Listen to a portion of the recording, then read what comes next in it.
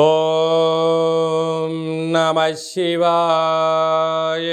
ఓం నమో నారాయణాయ. ఓం శ్రీ కర్మ నివారణ నరదృష్టి నివారణ కాళభైరవాయ నమో నమః.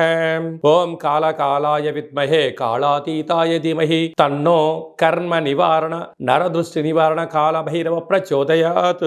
హరి ఓం. ఓం గంగే చ యమునే చైవ కృష్ణే గోదావరి నర్మదే సింధు కావేరి జలేస్మిన్ సన్నిధిం కురు. మా ఛానల్ కి స్వాగతం. చూస్తున్న వీక్షకులకు ప్రేక్షకులకు ప్రియ కాళభైరవ భగవద్బంధులకి స్వాగతం పలుకుతూ మమ్మల్ని ఎంతగానో ఆదరిస్తూ ఉండబడినటువంటి ప్రియ సోదరీమణులకు సనాతన ధర్మ సంరక్షకులకు అలాగే జ్యోతిష్య అభిమానులకు పుష్కర స్నాన ప్రియులకి స్వాగతం పలుకుతూ అందరికీ ఈ యొక్క నర్మదా నదిలో ప్రవహించేటువంటి నదికి ఈ సంవత్సరము పుష్కరాలు వస్తున్నాయి కనుక మనమందరం కూడా పుష్కర స్నానాన్ని ఆచరింపచేసుకుందాం. దేవగురు బృహస్పతి యొక్క ఆశీస్సులు పొందుదాం. ముక్కోటి దేవతల యొక్క ఆశీస్సులు పొందుదాం. గతించినటువంటి పెద్దవారందరికీ అక్కడ పిండ ప్రదాన కార్యక్రమాలు చేసుకొని వారి ఆత్మలను తృప్తిపరచుకొని వారు ఎప్పుడైతే గతించిన వారు ఆత్మ ఎప్పుడైతే తృప్తి చెందుతుందో మనందరికీ శ్రీరామ రక్ష కనుక వారి ఆశీస్సులు పొందే ప్రయత్నం చేద్దాం. 1/5/2024 నుండి 15/5/2024 వరకు పుట్టినటువంటి వారందరికీ కూడా ముందస్తుగా జన్మదిన శుభాకాంక్షలు.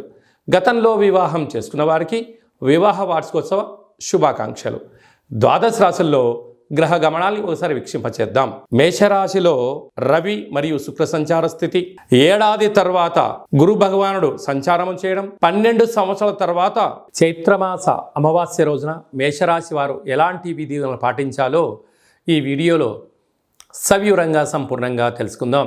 మేషరాశిలో ఏ నక్షత్రాలు వస్తాయనగా అశ్విని నక్షత్రంలో 4 పాదాలు, భరణి నక్షత్రంలో 4 పాదాలు, కృతికా నక్షత్రంలో 1 పాదం కలిపితే మేషరాశి.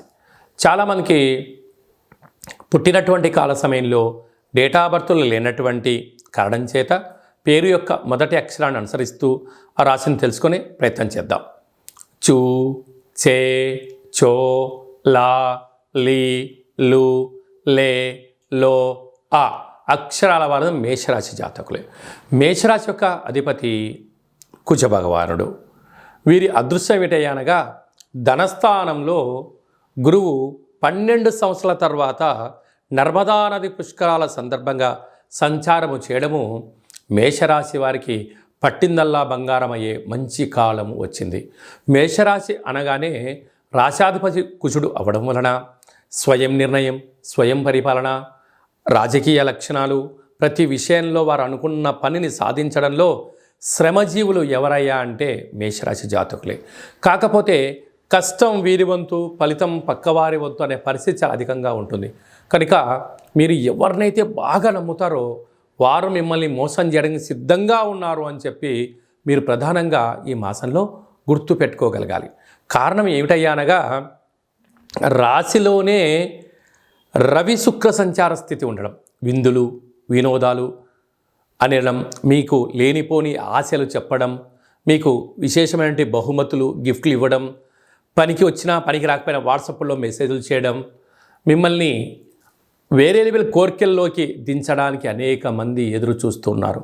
కనుక ఇలాంటి కాల సమయంలో మనకు రాశిలోనే రవి శుక్ర సంచార స్థితి, ధనస్థానంలో గురువు, 6వ స్థానంలో కేతువు, లాభస్థానంలో శని భగవానుడు, వ్యయంలో కుజుడు, వ్యయంలో బుధుడు, వ్యయంలో రాహు సంచారం చేయడం వలన ఈ కుజదోష ప్రభావ కారణం వలన మీ జన్మ నక్షత్రం రోజున అలాగనే అష్టమి పూర్ణిమ తిథుల యందున దూర వాయు జల ప్రయాణాలు అమావాస్య రోజు అస్సలే పెట్టుకోకుండా మీరు చేసుకునే ప్రయత్నం చేయగలగాలి.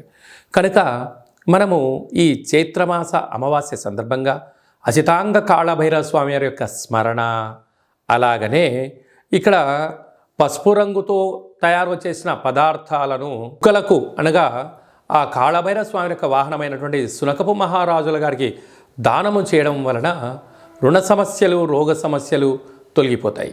సాఫ్ట్వేర్ వారు, హార్డ్వేర్ వారు, గృహ భవన నిర్మాణ కార్యక్రమాలు చేసేవారు, హోటల్ వ్యాపారస్తులు, సంగీత విద్వాంసులకు వారందరికీ మంచి కాలం కనపడబోతుంది. తస్మాత్ జాగ్రత్త.